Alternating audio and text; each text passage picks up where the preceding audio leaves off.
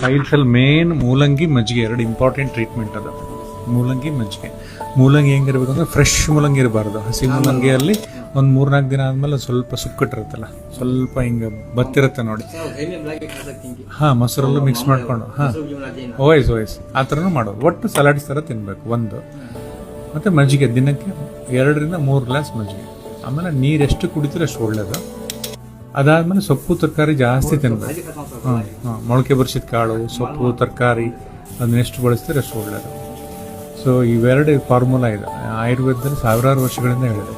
ಮೂಲಂಗಿ ಮತ್ತು ಹಸಿ ಮೂಲಂಗಿ ಮತ್ತು ಮಜ್ಜಿಗೆ ಇವೇ ಬೆಸ್ಟ್ ಟ್ರೀಟ್ಮೆಂಟು. ಇದ್ರ ಜೊತೆಗೆ ಹೊತ್ತಿಗೆ ಸರಿಯಾಗಿ ಊಟ ಮಾಡಬೇಕು. ನಾನ್ ವೆಜ್ ಕಂಪ್ಲೀಟ್ ಸ್ಟಾಪ್ ಮಾಡಬೇಕು. Non veg complete ನಿಲ್ಲಿಸ್ಬೇಕಾಗುತ್ತೆ.